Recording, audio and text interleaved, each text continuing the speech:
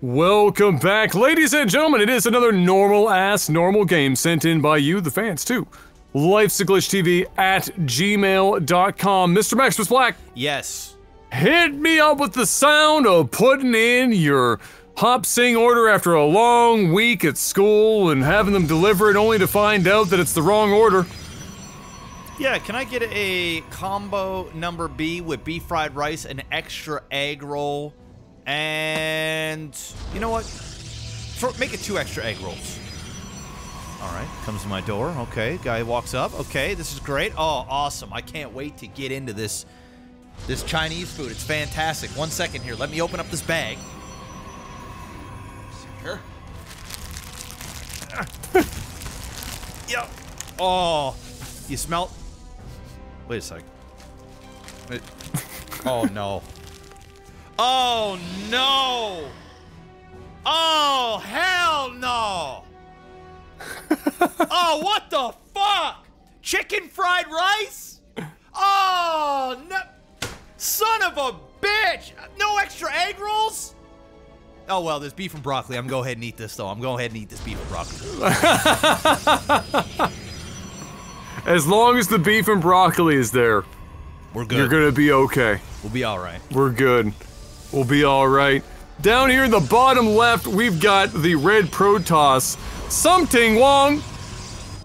And in the top right, we have cooc, the blue Zerg. Is it possible to get out of this cast without getting canceled? You know what? It's LAGTV. I think you'll be all right. I think you'll be all right. Yeah, you'll be okay. Okay. Up here in the top right, it's the Zerg. All right. It's the ZVP. It's my favorite matchup in all of StarCraft. It really is. It's a fantastic matchup. To watch, play, or both? I think to watch and play. Most certainly to play, and I think watching it simply because I like it the most when I play it. I think it translates when I watch it, so, yeah. Well, we got Zerg not opting for a particularly fast expand. The Protoss, however, did opt for it, getting that second Nexus down, chasing that Overlord out of the base. No particularly long scouting times for them. And what is it? Zerg's got the roaches, so is this gonna be like one of those one base, like, roach timing deals here, Mr. Black, do you think? Is that what we're looking at? Because this is a pretty long, we have 2 queens and everything. Yeah, this is an all-in. He is still on 1 base. It's probably gonna be a Nidus play. But there is no layer. True. Yeah, there's no layer. He's just stuck to hatchery. Yeah, this is an interesting opening. Yeah.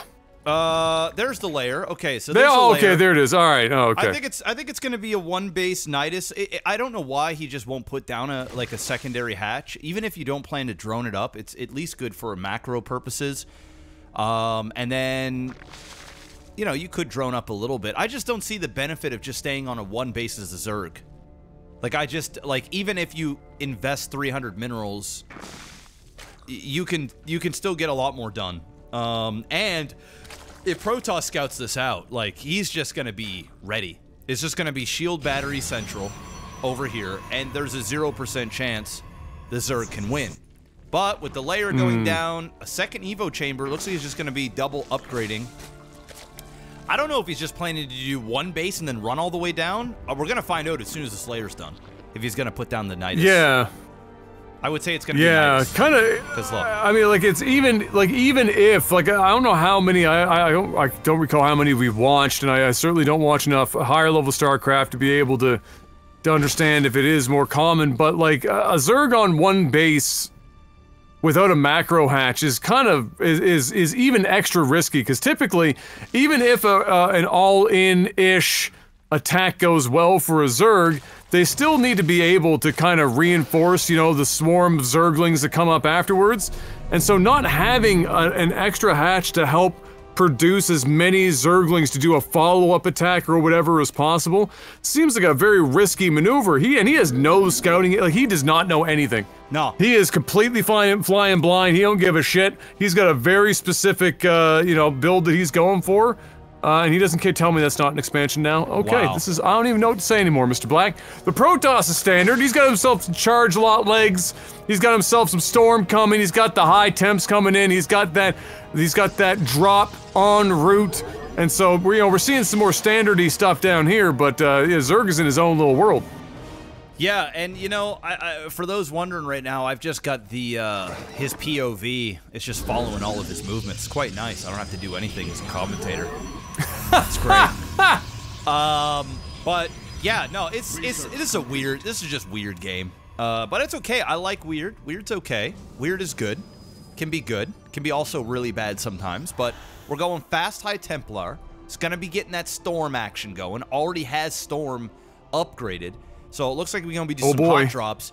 And there is no Nidus play here, Adam. It is just going to be Overlords with speed and the ability to pick up roaches. And it's going to be a hot drop. I think it's a little counterproductive. Probably could have just went to Nidus. Probably could have just gotten this expansion right away. And would have been in a much better economic position. But... Oh, he ain't even dropping shit.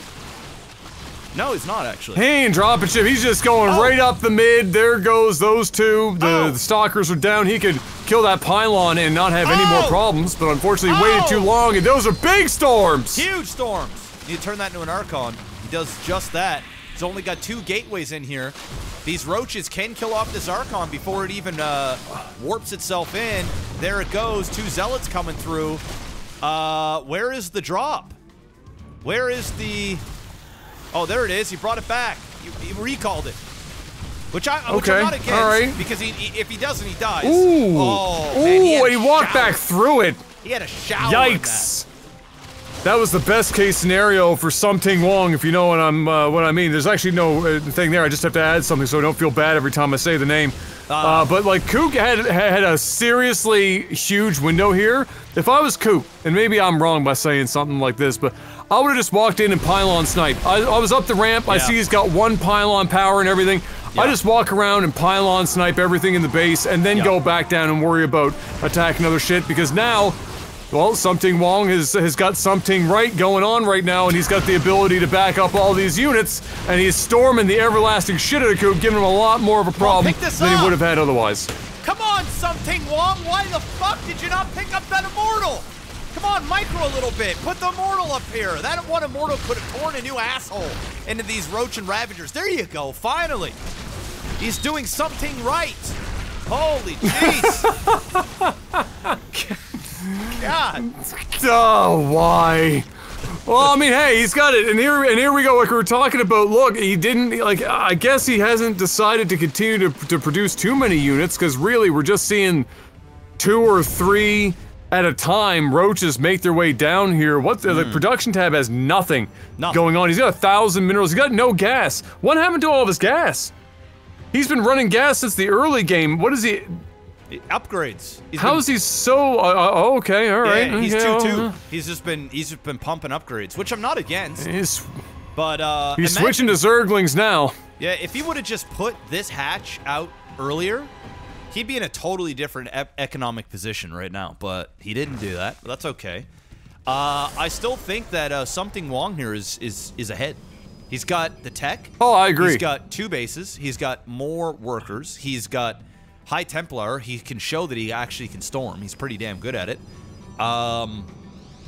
Yeah, I think one big push with Charge Lot Archon with a couple of High Templar in the back storming the tits out of everything. It's going to be a good time. Double Immortal drop happening right now. This could be devastating because the majority are roaches. If he does a warp cycle in here of zealots as well, he's going to be in a really good position. These 2 Immortals are just going to tear apart these roaches. The queens are trying to focus down on the warp prism. He's getting close, playing with fire. He's going to have to back off now. And, you know, just please don't lose this. Having that warp prism is kind of huge. He's going to lose it. He's going to lose it. He's going to lose it. No? Okay. Alright. Okay, alright, he's okay, yeah. That could have maybe been a bit more productive. There's a lot of targets there that he could have taken, and he didn't take any of them, really. He just kind of sat there. It would have been nice to see him Yeah, you know, he needed to warp some units in, and maybe I saw that Hydra Den finish as he was dropping, so I would have probably taken out the Hydra Den. I mean, that's a big tech switch for SumTinggWong to have to deal with. And now he's getting the counter here from cooc, but I mean, this is a big scary Protoss army. That's a lot of really good storms. He's got more energy for more storms. Oh, yeah. And there they are, and now these Archons are going to be able to clean this. Oh my god, that's just an absolute massacre as cooc gets slapped back and sent home with all of those storms. But yeah, I mean, that's clearly what's keeping SumTinggWong ahead right now, are all of these storms have been beautifully placed, and cooc is, unfortunately for himself, walking back and forth through them, which is not helping his situation whatsoever, but it's definitely helping SumTinggWong, who is now going to go on the offensive. Yeah, the storms are great, but also cooc here is doing a pretty horrible job at just not standing in the storms. In fact, he was like kind of walking back and forth into them at certain points in these fights. It's definitely been the differentiator for sure, and this should be game over. This push right here, I mean, this is nasty. These Archons with those Zealots, you keep the Warp Prism alive, and you got the High Templar in the back, and this is all you got. Oh, it's game over.